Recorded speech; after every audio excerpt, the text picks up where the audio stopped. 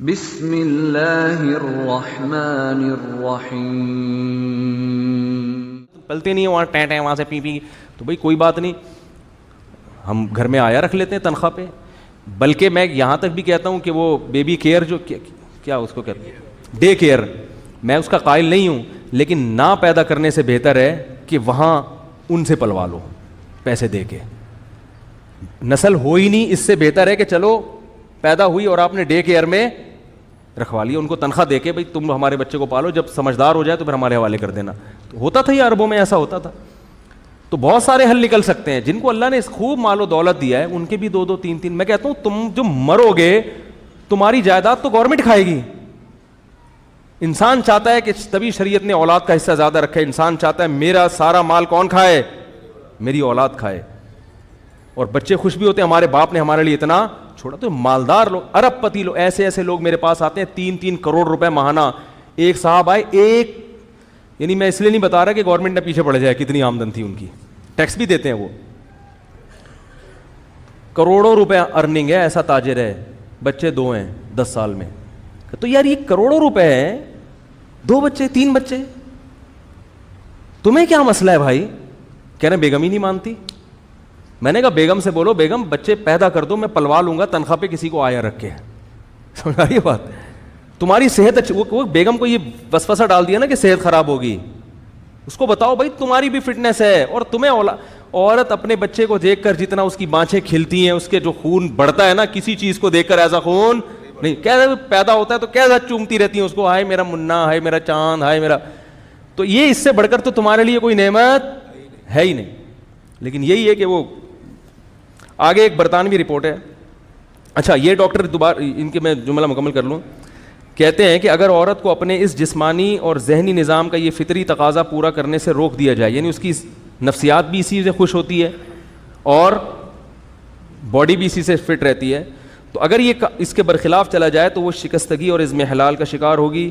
ماں بننے سے وہ ایک نیا حسن, ایک روحانی بالیدگی پاتی ہے جو اس کمزوری پر غالب آ جاتا ہے جس سے وہ ولادت کے دوران دوچار ہوئی تھی. یعنی یہ ریکوری بہت جلدی ہو جاتی ہے. مولانا نہیں کہہ رہے, یہ نوبل انعام یافتہ ڈاکٹر کہہ رہے. آگے چلیں, ایک برطانوی رپورٹ ہے, British national birth rate commission, ان کی رپورٹ ہے. یہ کہتے ہیں کہ مانع حمل کے وسائل کے استعمال سے مردوں کے جسمانی نظام میں برہمی پیدا ہو سکتی ہے. حمل روکنے کی تدبیر عورت اختیار کر رہی ہے, عورت کے ساتھ نقصان کس کو ہوگا؟ مرد کو بھی نقصان ہوتا ہے اس کا. عارضی طور پر ان میں سیکچول ویکنس بھی پیدا ہو سکتی ہے. مجموعی حیثیت سے یہ کہا جا سکتا ہے کہ ان وسائل کا کوئی زیادہ برا اثر مرد کی صحت پہ نہیں پڑتا, مگر اس بات کا ہمیشہ خطرہ رہتا ہے کہ مانع حمل تدبیر اختیار کرنے سے جب مرد کو اپنی اس کی جو ڈیزائرز ہیں پوری طرح سے پوری نہیں ہوں گی, جو ازل کا طریقہ ہے نا, کانڈوم وغیرہ کا طریقہ, مجھے شرم آ رہی ہے یہ باتیں کرتے ہوئے, لیکن بہرحال مجبوراً کرنی پڑ رہی ہے کیونکہ اب گورنمنٹ اس پہ اشتہار بھی چلائے گی. یہ بیہودہ اشتہارات بھی یعنی چلا سکتی ہے گورنمنٹ, تو مجبوراً بڑی مصیبت سے بچنے کے لیے چھوٹی مصیبت کو اختیار کیا جاتا ہے. لوگ یہ سمجھتے ہیں کہ یہ طریقہ تو نقصان دہ ہے ہی نہیں, ایسا نہیں ہے, ایسا نہیں ہے. کبھی کبھار تو ٹھیک ہے, لیکن جب 3 بچوں کے بعد آپ نے حمل روکنا ہے تو 5 سال آپ کو یہ طریقہ اختیار کرنا پڑے گا, جو کہ نیچرل. ایک مثال بڑی بیہودہ ہے لیکن دینی پڑ رہی ہے. آپ اپنی زبان پہ کوئی شاپر رکھو اور پھر آپ کوئی چیز کھانا شروع کر دو, یہ نیچرل ہوگا؟ زبان سے جب ہم کوئی بھی چیز رکھتے ہیں نا تو فوراً ایک زبان لعاب خارج کرنا شروع کرتی ہے جو اس چیز کو ہضم, یعنی قدرت نے پوری ایک اس حساب سے ڈیزائن کیا ہے. تو ایک دفعہ آپ نے شاپر رکھ کے روٹی کھا لی, 2 دفعہ کھا لی, 3 دفعہ کھا لی, 20 دفعہ کھاؤ گے تو معدہ کیا کر دے گا؟ ہضم کرنا چھوڑ دے گا, نقصان ہونا شروع ہو جائے گا. تو وہ طریقہ جو سب سے زیادہ کم نقصان دہ سمجھا جاتا ہے وہ بھی کم نقصان دہ نہیں ہے, وہ بھی کم نقصان دہ نہیں ہے. آگے کہتے ہیں کہ اس کی عائلی مسرتیں غائب ہو جائیں گی, یعنی مرد کو, جب عورت کو بھی اس سے نقصان ہوگا, اس کی بھی تسکین نہیں ہوگی, مرد کی بھی تسکین نہیں ہوتی. اس سے کیا ہوگا؟ میاں بیوی میں جھگڑے, حالانکہ پتہ نہیں ہوتا ہم کیوں چڑچڑے ہو رہے ہیں, مگر چڑچڑے ہونا شروع ہو جاتے ہیں. آگے لکھا ہے اس کا نقصان یہ ہوگا کہ مرد کی توجہ پھر بازاری عورتوں کی طرف مائل ہونا شروع ہو جائے گی. تو یہ نقصانات ہیں. آگے یہ کہہ رہے ہیں کہ منع حمل تدبیر کا نتیجہ ہوتا ہے کہ عورت کے اعصابی نظام میں خلل پیدا ہوتا ہے, اس میں بد مزاجی اور چڑچڑاپن پیدا ہوتا ہے. جو خواتین حمل روکنے کی دوائیں استعمال کرتی ہیں ان کی طبیعت میں چڑچڑاپن پیدا ہو جاتا ہے. آگے ان کے شوہر کے ساتھ تعلقات خراب ہوتے ہیں, ان کو پتہ نہیں ہوتا کیوں لڑائیاں ہو رہی ہیں, لیکن وہ اندر طور پر کیا ہوتی ہیں, ڈسٹرب ہو رہی ہوتی ہیں. کہہ رہے ہیں یہ زیادہ تر ان گھریلو ان شادی شدہ جوڑوں میں ہوتا ہے جو کانڈوم کا استعمال کرتے ہیں. معذرت کے ساتھ مجھے اچھا نہیں لگ رہا یہ الفاظ زبان سے نکالنا, مجھے بھی حیا آ رہی ہے, لیکن اگر میں اتنی وضاحت سے بیان نہ کروں تو شاید میں سمجھتا ہوں کہ میں اس موضوع کا حق ادا نہیں کروں گا, کیونکہ لوگ یہ بات بھی اٹھا رہے ہیں کہ بھئی اس میں کوئی نقصان نہیں, اس میں بھی بہت زیادہ, کبھی کبھار تو ٹھیک ہے, لیکن مسلسل استعمال اس کا کیا ہے. اور وہ ڈاکٹر یہ کہہ رہا ہے, یہ برٹش برطانوی رپورٹ یہ کہہ رہی ہے کہ اس سے میاں بیوی کے تعلقات, بولو بھائی, خراب ہو جاتے. ان کو پتہ نہیں ہوتا کہ ہم کیوں لڑ رہے ہیں. ہر جو بیماری ہے نا اس کی وجہ انسان کو معلوم ہونا ضروری نہیں ہے, یہ بھی ہے. اب اس کے بھی گورنمنٹ ایڈورٹائز چلانا شروع کرے گی. آگے ایک ڈاکٹر میری ہے, یہ بھی یو کے کی ڈاکٹر ہے, یہ کہتی ہیں کہ اسقاط کی وجہ سے بڑی تعداد میں ایسے اثرات مرتب ہوتے ہیں جو آئندہ ولادت کے امکانات کو بری طرح مجروح کر دیتے ہیں. بسا اوقات خاتون عورت حمل روکتی ہے کہ ہم اگلے 2 سال کے بعد پیدا کریں گے, 2 سال کے بعد پھر پیدا نہیں ہوتا, اولاد سے محروم ہو جاتی ہیں وہ. یہ بھی بہت دفعہ ہوتا ہے, یہ آپ کے اختیار میں نہیں ہے کہ کس سال بچہ پیدا ہوگا. تو پھر یہ میں ڈاکٹر الیکسس کیرل کا آپ کو وہ میں دوبارہ دہرا دوں, وہ کہتے ہیں کہ ایک احمقانہ عمل ہے کہ عورت کو ولادت کے عمل سے روکا جائے. اب جتنے فتوے آپ نے دینے مولویوں کے خلاف مت دو, یو کے, فرانس کے اور یورپ کے دیگر ممالک کے جو نوبل انعام یافتہ ڈاکٹر ہیں نا, آپ ان کو بولو کہ یہ ہمیں 500 سال پیچھے لے جا رہے ہیں, یہ کتوں کی طرح بچے پیدا کروانا چاہ رہے ہیں. معذرت کے ساتھ یہ الفاظ ہیں ان کے. آگے ایک ڈاکٹر کی رپورٹ ہے کہ ضبط ولادت کی گولیاں خطرناک نتائج کے حامل ہیں. ان کے استعمال سے سر چکرانا اور دیگر اعصابی تکلیف ہی نہیں بلکہ کینسر جیسے موذی مرض کا یہ سبب ہے. بات آ رہی ہے سمجھ میں؟ یہ تو میں نے مختصر سے ڈاکٹروں کے حوالے نہیں, کچھ معتبر حکیموں کے بھی حوالے دے دوں.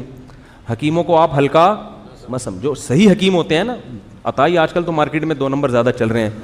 میں نے خود دیکھا ہے کہ بعض مریض ایسے تھے جو ڈاکٹروں, آغا خان ہاسپٹل نے جواب دے دیا, حکیموں کی دوا کھا کے ان کو ایسے ایسے فنٹر حکیم پاکستان میں پڑے ہوئے ہیں, انڈیا پاکستان میں. تو یہ جو کہتے ہیں نا حکیم سارے 2 نمبر ہوتے ہیں, ایسا نہیں ہوتا. لیکن میں ان حکیموں کے نام نہیں بتاؤں گا کیونکہ میں ان کی پبلسٹی کے لیے یہاں نہیں بیٹھا. ایک حکیم تھے جن کو آغا خان ہاسپٹل نے کینسر کے مریض کو جو ہے نا لا علاج قرار دے دیا تھا. پنجاب میں ایک حکیم تھے, انہوں نے اس کا علاج کر کے دکھایا الحمدللہ. میں ایسے حکیم سے ملا ہوں, ایسے مریض سے ملا ہوں جس کو آغا خان ہاسپٹل نے مسترد کر دیا کہ ٹھیک نہیں ہو سکتا, اور بلوچستان میں ایک پسماندہ علاقے میں ایک حکیم تھا, انہوں نے اس کا علاج کر دیا. تو پھر بھی بتا دوں, حکیم کے پاس جانے سے پہلے 100 دفعہ قل اللہ احد پڑھ لیں, کیونکہ حکیموں کا کوئی بھروسہ نہیں ہوتا, کچھ بھی لگا سکتا ہے وہ. صحیح حکیم کو تلاش کرنا بڑا مشکل کام ہے, ہوتے ہیں بہرحال. اور میں نے ایک سرجن کو, آرمی کے سرجن کو دیکھا حکیم کی معجون کھاتے ہوئے, کہہ رہے یار کسی سے ٹھیک نہیں ہو رہا, اس کمبخت کی دوا سے میں خود ٹھیک ہونا شروع ہو گیا ہوں. کمبخت تو میں خود اپنی طرف سے کہہ رہا ہوں. تو آپ کو معلوم ہے کہ ہمارے ملک میں چند بڑے حکیم پیدا ہوئے جو واقعی بڑے خاندانی حکیم تھے, جن میں ایک حکیم محمد سعید بھی تھے. حکیم محمد سعید نے یہ مضمون شائع کیا ہے ہمدرد میں جولائی 1985 میں. اس میں یہ انہوں نے پوری ایک عورت کی ہسٹری بیان کی کہ اس کی صحت بگڑتی جا رہی تھی, جس کا میں خلاصہ بیان کر رہا ہوں. بالآخر ہم نے اس سے کہا کہ اولاد کی ولادت پہ آ جاؤ, بچے پیدا کرنا شروع کر دو. اس عورت نے ان کو خط لکھا کہ میری تمام بیماری الحمدللہ ختم ہو گئی. یہ پورا انہوں نے خط اس عورت کا شائع کیا اس اخبار میں. آگے وہ یہ لکھتے ہیں کہ ضبط ولادت کی گولیاں استعمال کرنے والی خواتین فالج کا بھی شکار ہو جاتی ہیں. ہمارے ہاں تو فری میں بانٹی جا رہی ہیں یہ دوائیں. فالج ہو جاتا ہے عورتوں کو ان دواؤں کے استعمال سے. یہ کینیڈا کی رپورٹ ہے. اچھا, کینیڈا کے ایک ممتاز ماہر امراض اعصاب کے مطابق اس نے اب تک جو مشاہدات کی ان کی روشنی میں کہا جا سکتا ہے کہ ضبط ولادت کی گولیاں جب سے استعمال ہونے لگی ہیں خواتین پر فالج کے حملوں کا سلسلہ تیز ہو گیا ہے.